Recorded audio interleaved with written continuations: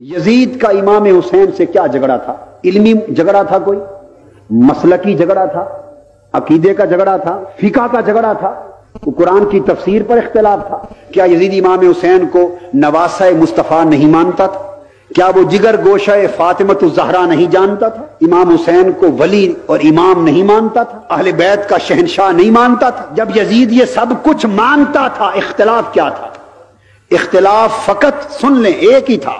یزید کا نقطہ نظر یہ تھا کہ حسین تو اتنا متقی، اتنا پرہیزگار، اتنا عالم، اتنا عابد، اتنا عارف، اتنا زاہد، اہل بیت کا امام، اولیاء کا امام، مصطفیٰ کا نواسہ، اتنی اونچی ہستی، آپ کا کام حکومت اور سلطنت کے ساتھ کیا ہے؟ آپ خالی مسجد میں واعظ کیا کریں، لوگوں کو درس دیا کریں، قرآن کی تبلیغ کیا کریں، آپ واعظ کیا کریں اور میں راج کیا کروں، وہ لوگوں کو تبلیغ کریں تاکہ اسلام فقط مسجد کی چار دیواری میں بند رہ جائے، اسلام درس قرآن سے آگے نہ بڑھنا چاہے، اسلام واعظ اور تبلیغ سے آگے نہ بڑھنا چاہے، سلطنت کفر کے نظام پر چلے، سلطنت ظلم کے نظام پر چلے، سلطنت غنڈہ گردی سے چلے، سلطنت لوٹ مار سے چلے، سلطنت بددیانتی سے چلے، سلطنت بے حیائی سے چلے، سلطنت میں شراب چلے،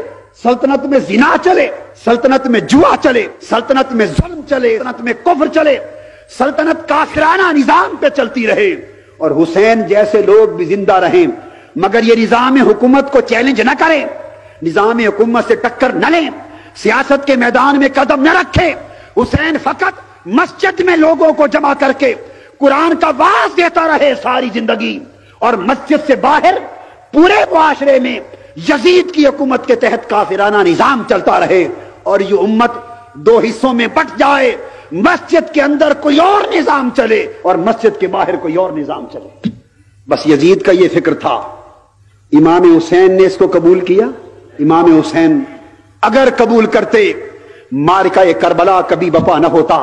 امام حسین اس یزیدی تصور کو قبول کرتے تو کبھی ان کے سر کٹ کے نیزے پر نہ چڑھتے، حسین کبھی سید الشہداء نہ بنتے، یزید کبھی بدبخت قرار نہ پاتا، اسلام کی تاریخ خانوادہ اہل بیت محمد کے ساتھ کبھی رقم نہ ہوتی، اور آج حق اور باطل کا یہ امتیاز انسانیت کو کبھی معلوم نہ ہوتا۔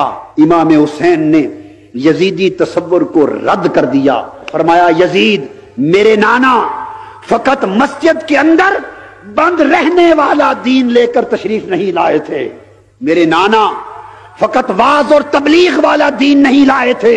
اگر میرے نانا محمد مصطفیٰ صلی اللہ علیہ وآلہ وسلم نے دین کو فقط واعظ میں بند رکھنا ہوتا تو مکہ کے کافروں سے بھی کبھی لڑائی نہ ہوتی۔ اگر میرے نانا مصطفیٰ نے دین کو فقط تبلیغ میں بند رکھنا ہوتا تو کبھی مکہ سے مدینہ ہجرت کرنے کی نوبت نہ آتی۔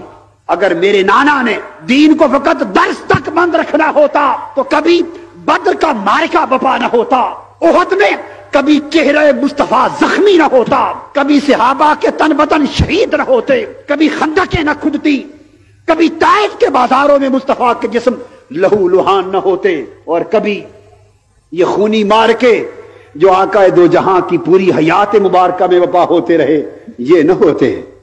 امام حسین نے یزید کے تصور کو رد کر دیا، فرمایا میں اس دین کی خاطر جو دین میرے نانا لے کے مبعوث ہوئے، میں اسے فقط مسجد کے منبر اور محراب تک محدود نہیں رکھنا چاہتا، میں کربلا کی ایک خونی داستان رقم کر کے قیامت تک کے مسلمانوں کے لیے فیصلہ کر دینا چاہتا ہوں کہ جو لوگ دین کو فقط تبلیغ میں بند کرنا چاہیں وہ جان لیں کہ یزید کے پیروکار ہیں، اور حسین کے پیروکار وہ ہیں کہ جو دین کا فقط واعظ نہیں بلکہ کربلا کی داستان رقم کرتے رہے۔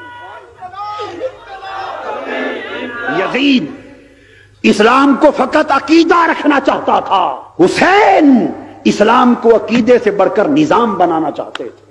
یہ جنگ تھی۔ آج یہ فیصلہ ہمیں کرنا ہے کہ ہم یزیدی تصور پہ چل رہے ہیں یا حسینی تصور پہ چل رہے ہیں۔ قوم کس تصور پہ چل رہی ہے؟ یزیدی تصور پہ چل رہی ہے۔